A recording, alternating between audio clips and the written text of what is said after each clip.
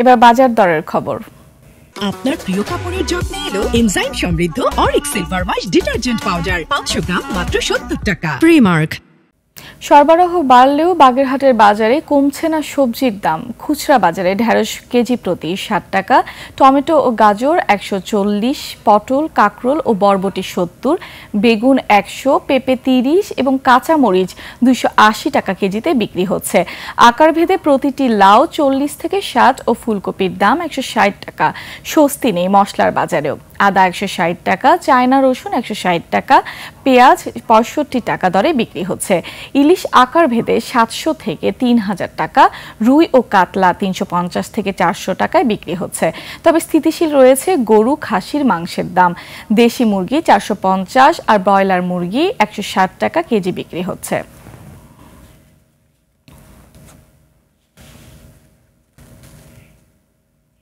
বাজারের আরো খবর জানাতে সরাসরি যুক্ত হচ্ছি আমরা বাগেরহাট প্রতিনিধি মইনুল ইসলামের সাথে।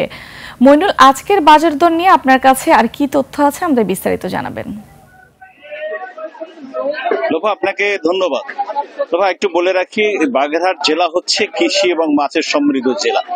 এই জেলায় এই কৃষি উৎপাদনে বেশি হয়, কিন্তু এই জেলার থেকেই বিভিন্ন অঞ্চলে আমাদের এই কৃষিগুলো রপ্তানি হওয়ার কারণেই কিন্তু বাগেরহাটের কৃষি এবং সবজির দাম একটু বেশি দেখা যায়।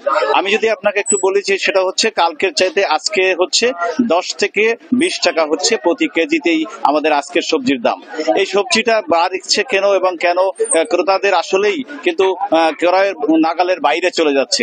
ক্রেতারা বলছে যদি বাজার মনিটরিং একটু চালু থাকে তাহলে আমরা হয়তো এই স্বস্তি পাবো, যেহেতু বাজারের কোনো নিয়ন্ত্রণ নেই বিধায় কিন্তু ক্রেতাদের দাবি হচ্ছে যে এভাবেই বেড়ে চলছে বাজারে সবজির দাম। আপনাকে বলে রাখি, কালকে যে দামে আপনার বিক্রি হয়েছে সে দামের থেকে আজকে 10 থেকে 20 টাকাই প্রতিটা সবজির দাম বেশি। আমরা যদি এখানে কাঁকরোলের কথা বলি, সেটা হচ্ছে যে কালকে 60 টাকা হলে আজকে 70 টাকা 80 টাকা বিক্রি হচ্ছে। এবং যদি আরো আপনাকে একটু বলে রাখি যে ডিমের হালি, দেশি ডিম হচ্ছে 70-80 টাকা যেটা হচ্ছে। আর কাঁচা ঝাল যেহেতু আমদানি নেই কারণেই প্রতিদিন কিন্তু কাঁচা ঝালের দাম আরো বেড়ে যাচ্ছে। আমরা কথা এখানে যারা আছেন, যারা বিক্রেতা, তাদের কাছে যেটুকু জানতে পেরেছি তারা হচ্ছে যে বলতেছে যে আমরা যে আমদানি করি সেই আমদানি এখানে আসতে আসতে প্রতি কেজিতেই প্রতি 20 থেকে 25 টাকা যদি না হয় তাহলে তাদের লোকসান পোহাতে হবে।